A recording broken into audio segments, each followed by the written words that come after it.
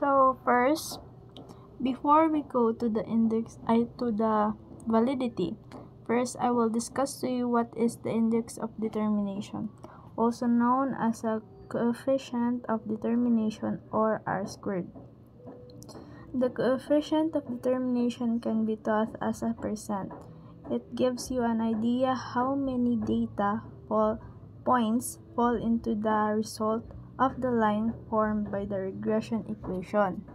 So, in simple terms, a high index of determination close to 1 suggests that the model fits the data well and the independent variables are good predictors of the dependent variable. On the other hand, a low index of determination closer to 0 indicates that the model may not be capturing the relationship effectively. Therefore, the index of determination is a crucial tool in assessing the accuracy of reliability of regression models, helping researchers and analysts understand how well the model represents the data and makes predictions. So now we will go to the inter-rater reliability. Refers to the degree of agreement among multiple raters or evaluators when assessing the same thing. It is used to determine the consistency of measurements when different people evaluate or measure the same subject or object. So, for example, is if multiple teachers give similar grades on essay using a rubric, it demonstrates high inter-rater reliability in their grading criteria.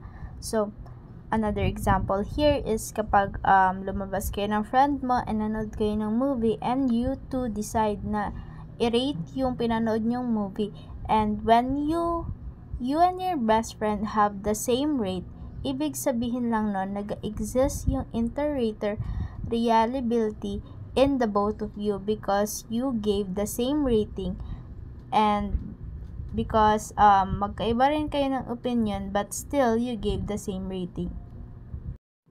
So now, we will go to the validity. First, we will define what is validity. It is the extent to which tests measure what it claims to measure. It is vital for a test to be valid in order for the result to be accurately applied and interpreted. And according to Macmillan, an overall evaluation that supports the intended interpretation used in consequence of the obtained score. Now we will go to the types of validity evidence. First, we have the content validity evidence. Second, we have the criterion-related validity evidence. Third, we have the construct validity evidence. Fourth, we have the consequential validity evidence. So now, we will go to the content validity evidence. First, I will define it. Refers to the extent of which a measurement instrument such as questionnaire or test comprehensively assess or represent all phases of the construct it is indeed to measure. It ensures that the content of the assessment is suitable for the specific indeed purpose. So, in the content validity, we have two examples. The first example is the English literature quiz asks about the novel we read and analyze. So, in this example, malalaman na natin na meron siyang or high siya sa content validity because kung ano yung na-discuss nila sa klase or napag-aralan nila is lumabas sa quiz. And the second example is the geography exam include questions on countries we never discussed in the class. So, in this example, low siya in content validity evidence because yung lumabas sa yung questions na lumabas sa exam nila is never nilang na-discuss sa klase. So, kailangan kapag we make some questions and questionnaires, we should ensure na yung gi-include natin sa test items is na discuss natin sa klase or napa-advance to read natin sa mga estudyante para alam nila yung isasagot nila when they are answering the test items na ginawa natin. So now we will go to the criterion related validity evidence. Refers to the extent to which a measure is related to an outcomes in assessing whether the measurements under the study is a valid representation of particular construct or concept. So in the criterion related validity evidence, we have two types. We have the concrete validity evidence and the predictive validity evidence. Concrete criterion related validity evidence deals with the measure that can be administered at the same time as the measure can be validated.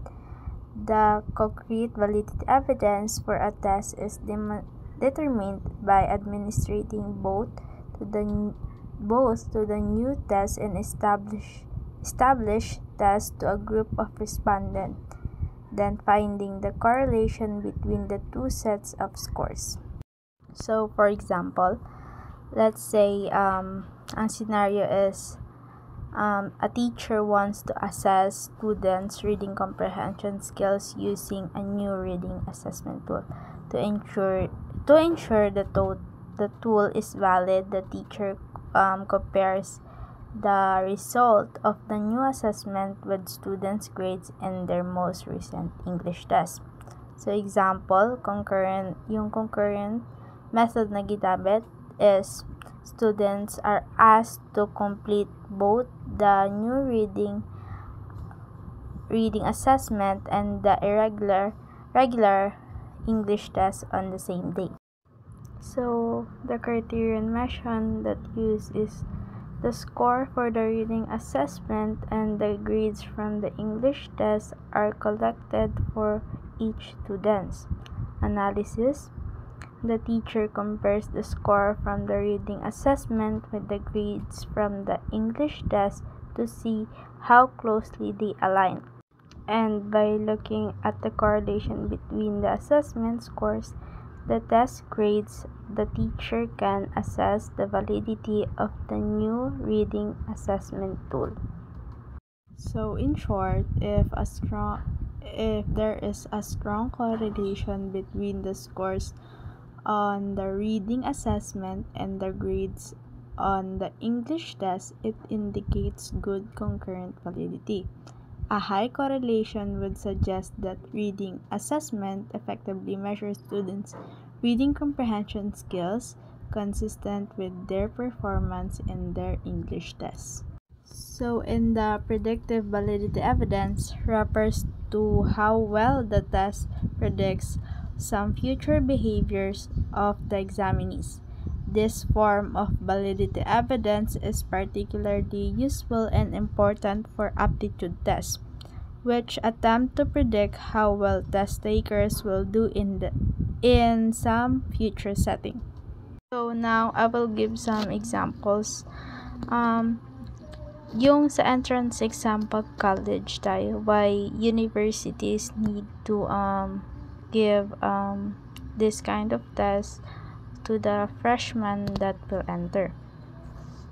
So, predictive method, high school senior takes the SAT as part of college application process before entering university. The SAT score serves as a predictive variable for students' future academic performance. So, the criterion measure is at the end of the student's first year at the university. Their cumulative GPA is collected as the criterion measure. GPA reflects students' actual academic performance in college. So, analysis, the stat scores of students are correlated with the first year college GPA using a statistical method.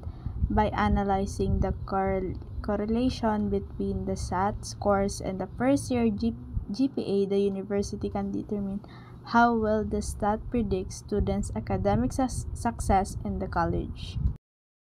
So, in result, a strong positive correlation between SAT scores and the first year college GPA includes robust predictive validity evidence.